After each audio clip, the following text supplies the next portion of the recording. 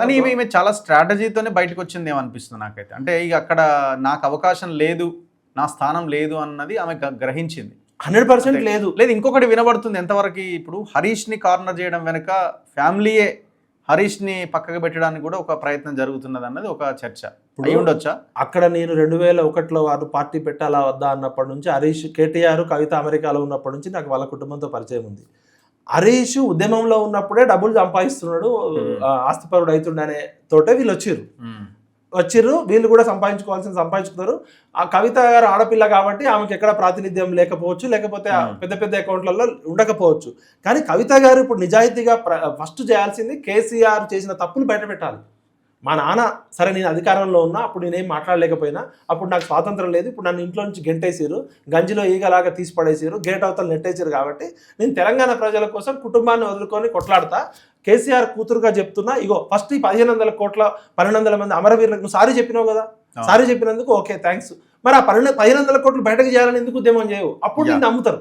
ఇప్పుడు తెలంగాణ ప్రజలు ఏంటంటే కేసీఆర్ గారు ఉద్యమం స్టార్ట్ చేసినప్పుడు కూడా ఆయన తాగుబోతూ, పాస్పోర్ట్ బ్రోకరు, పడుకొని లేవడని చాలా బదనాం చేశారు.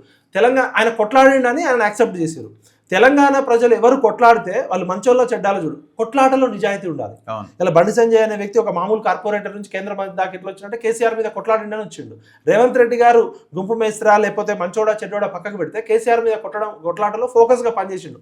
కొట్లాడితే తెలంగాణ సమాజం నెత్తి మీద పెట్టుకుంటుంది అంతే. కవితక్క మీరు ఫైట్ ఏదైతే చేస్తున్నారో అది స్ట్రైట్ ఫైట్ చేయండి. మా నాన్న ఈ దొంగల మూట అందరికి నాయకుడు అయిండు, ఈ దొంగల మూటకి మా నాన్న తప్పు కూడా ఉంది, నాది కూడా ఉంది, ఆమె సారీ చెప్పింది, సారీ చెప్తే క్షమిస్తారు. కానీ నువ్వు ముసుగుల బుద్ధులాడొద్దు. ఇప్పుడు నిరంజన్ రెడ్డి ఆస్తులు ఎట్లయితే బయట పెట్టినావో, జగదీశ్వర్ రెడ్డి ఆస్తులు అయితే ఎట్లా పెట్టినావో, హరీష్ది, కేటీఆర్ది, సంతోష్. కానీ మంచి పరిణామం ఒకరిదొకరు వాళ్ళే బయట పెట్టుకుంటారు. ఇప్పుడు దొంగలు ఎప్పుడు బయట పెడతారు? ఇది ఎప్పుడో చెప్పినాం మనం చెప్పినా అర్థనేమో 5 ఏళ్ళుగా మనం అరుస్తూనే ఉన్నాం, ఈడ సంపాదించి ఆడ సంపాదించి. మీ ఇంటర్వ్యూలో ఒకసారి చెప్పి వాళ్ళు బయట పెట్టుకుంటారు. కళ్ళు కాంపౌండ్ దగ్గర కూర్చున్న దొంగలు ఆ దొంగ బంగారం కోసం కొట్టుకున్నప్పుడు అప్పుడు పోలీస్ కేసులు, పోలీసులు తమ టాలెంట్ తో దొంగల్ని పట్టుకోరు. దొంగలు బయట పెట్టు. ఇప్పుడు నిరంజన్ రెడ్డి దొంగతనం మీరు ఆల్రెడీ ఫీల్డ్కి వెళ్ళి చేసారు, మీరు ప్రాణాలకు తెగించి కేసులు అయినా కూడా చేసారు. కవిత ఫామ్ హౌస్ కూడా మనమే మాట్లాడినాం. ఇప్పుడు కవిత గారు మాట్లాడక ముందే మనం అన్ని విషయాలు, కవిత గారు కూడా ఏం చేయాలంటే ఇగో ఇవి నా ఆస్తులు, నేను బుర్జ్ ఖలీఫాలో నాకు 100 కోట్లు లేవు, నాకు అమెరికాలో ఇల్లులు లేవు, ఫామ్ హౌస్లు లేవు,